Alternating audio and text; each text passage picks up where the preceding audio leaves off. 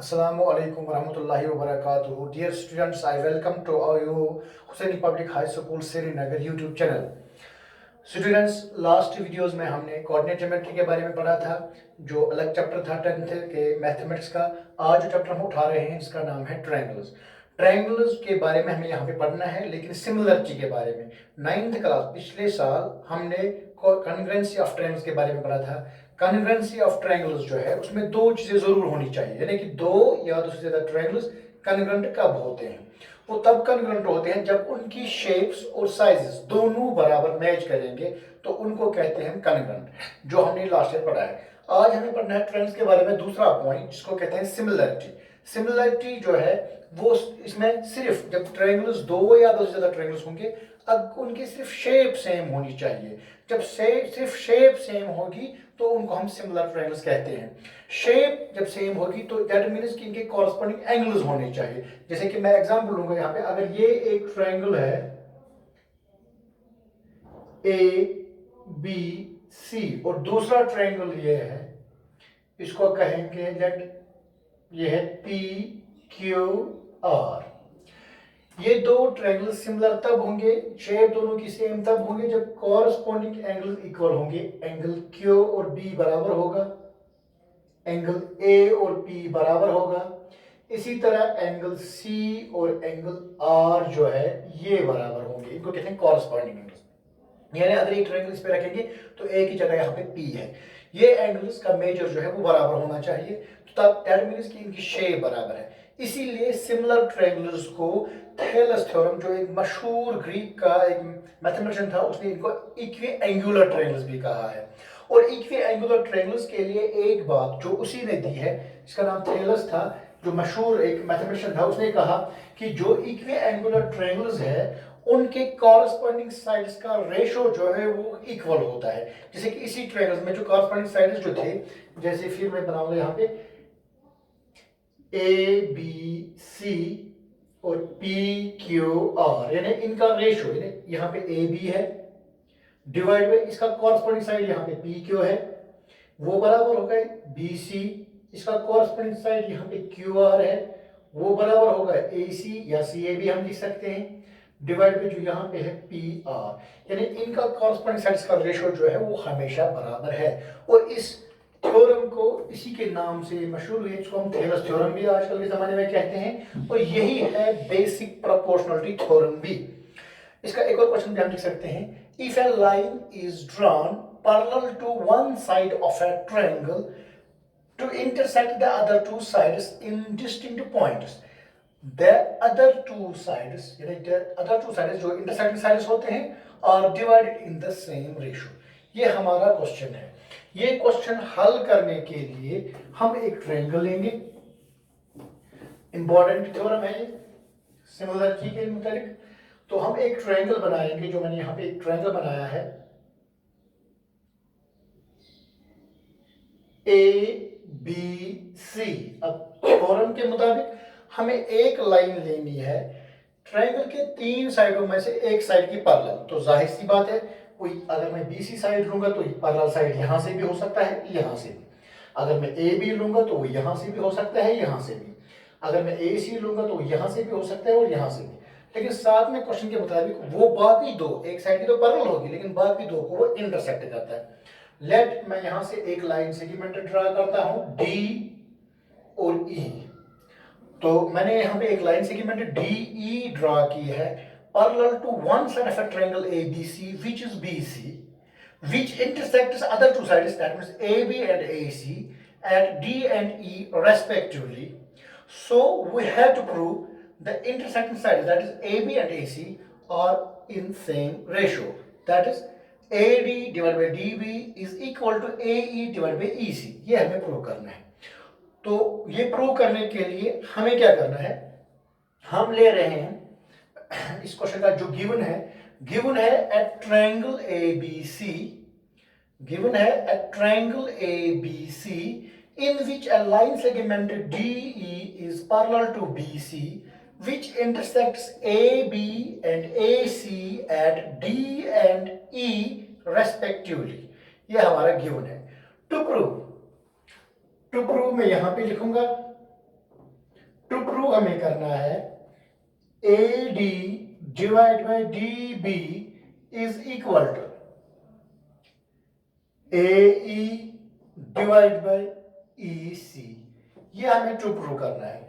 ये प्रूव करने के लिए अब जो क्योंकि ये प्रूव करना है इसको मैं यहां पे साइड में लिखूंगा। हमें प्रूव क्या करना है, AD divide by DB is equal to AE divide by EC। अब ये प्रूव करने के लिए मुझे कुछ चीजों की जरूरत पड़ती है जिसको हम कंस्ट्रक्शन कहते हैं। तो इसके लिए हम कंस्ट्रक्शन करेंगे।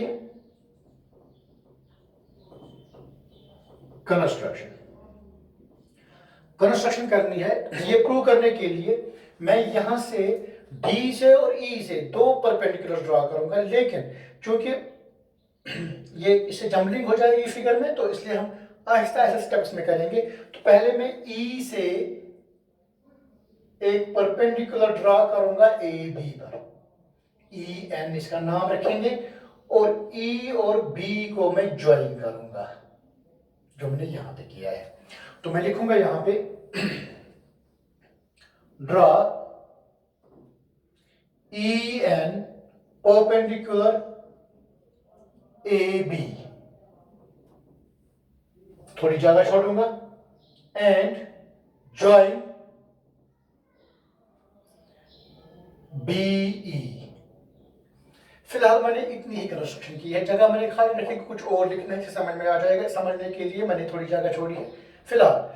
अब तो यहाँ पे ट्रायंगल मैंने एक लिया है AD जो पार्ट ऑफ AB है, और दूसरा है BDE जिसमें एक साइड BD जो है वो पार्ट ऑफ AB है, और यहाँ पर हमने ड्रॉ किया है EN is perpendicular on AB।